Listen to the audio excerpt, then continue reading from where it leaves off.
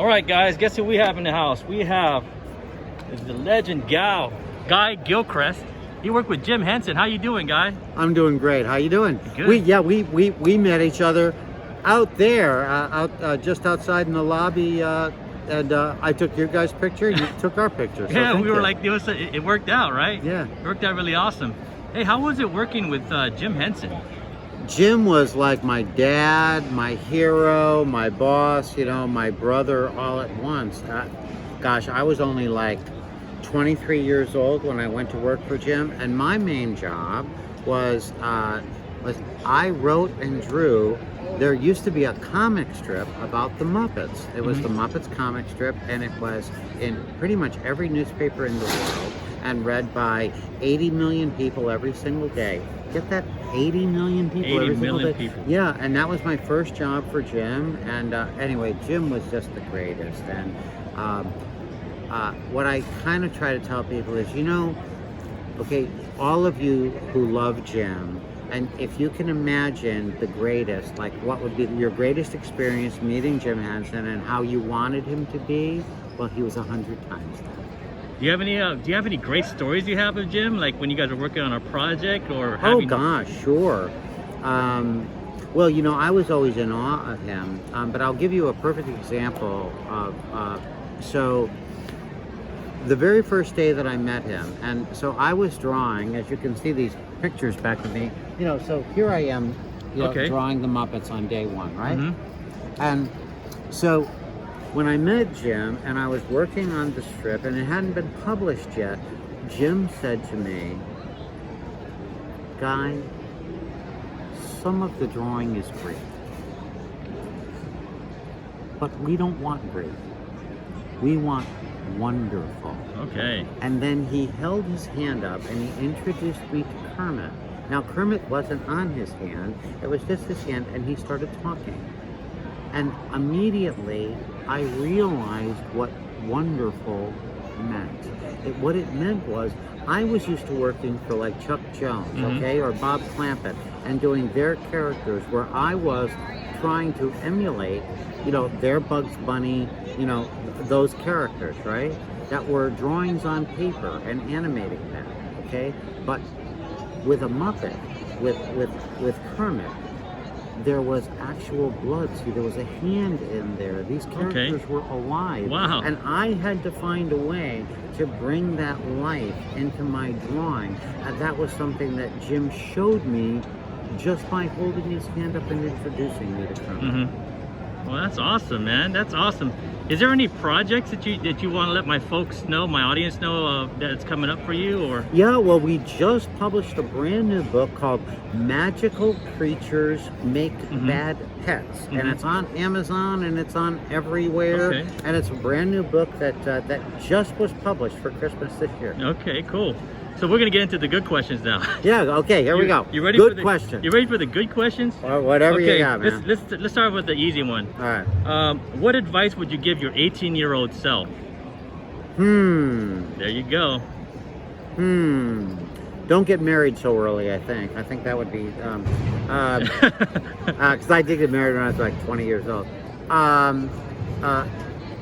Well, you know, I was very adventurous when I was 18, and I was up in New York looking for work, and I would have probably told myself, don't spend so much money on girls. But you know, but honestly, I was so driven to be what I finally became, that I'd be telling myself to go for it. Yeah, bro, that's what I'm saying. If you're young, you just got to go for it, right? Like, you're young, you can make mistakes, right? Well, and that's what it's all about, man. It's like, you know, I mean, I'm 64 years old. I feel like I'm still making mistakes, but I'm making progress. Life is a series of challenges, right? And the minute that we stop challenging ourselves, the minute that we stop learning, the minute that we, you know, that we think we know everything, you know, you might as well take a dirt nap, you know? Yeah, that's what I'm saying. Thank you for that. What hobbies do you enjoy besides art? Well, I'm a big baseball fan. Okay. But of course, I really kind of can't play anymore. But I did play, baseball and softball my whole life, and I enjoy golf.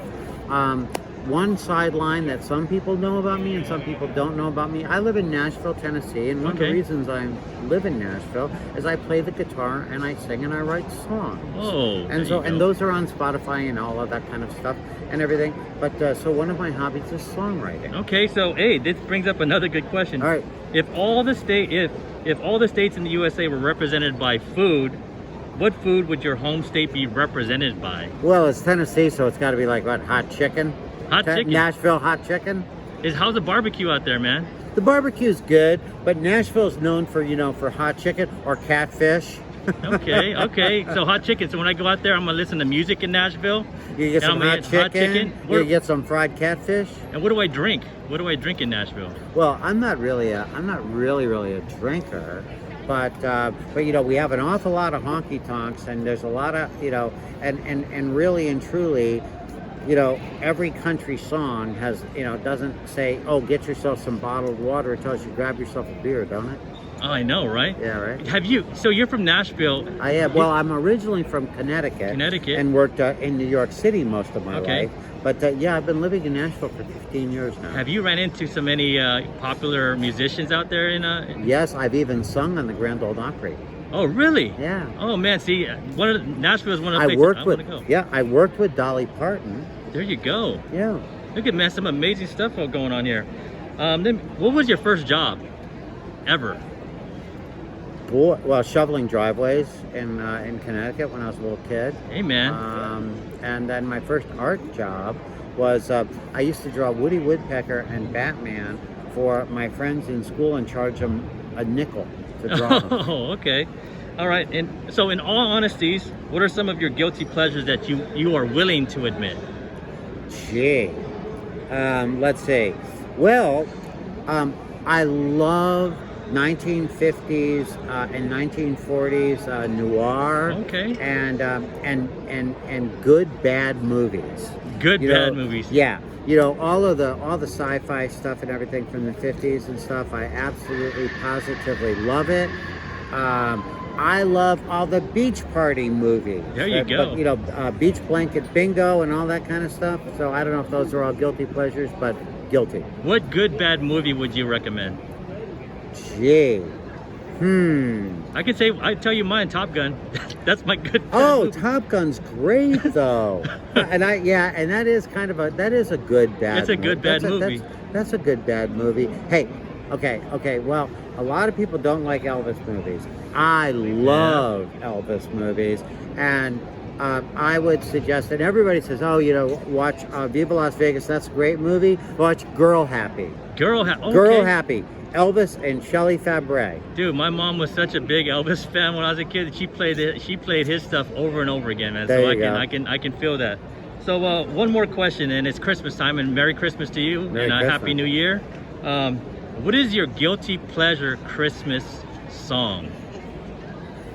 Well, I like a lot of the weird rock songs, the weird rock and roll songs, like Surfin' Santa, Mambo Santa Mambo. There you go. Brenda Lee, I'm gonna lasso Santa Claus. There you go. There, yeah, and of course, hey, I love the Phil Spector Christmas album with Sleigh Ride by the Ronettes. Okay.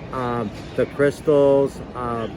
I love that album, and here we are in LA, and you have to love the Beach Boys Christmas album. There you go. And Little Saint Nick.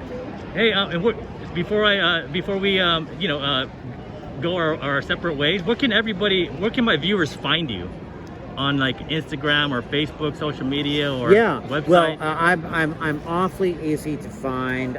It's Guy F. Gilchrist on Instagram and Guy Gilchrist on Twitter, and you can look me up on the web and Facebook. The same thing. It's A Guy Gilchrist Production. Okay. Well, Guy, thank you. I appreciate you. Thank you. Hey, man, it's Guy Gilchrist over here at LA Comic Con. Thank you. Ralph the dog here saying Merry Christmas.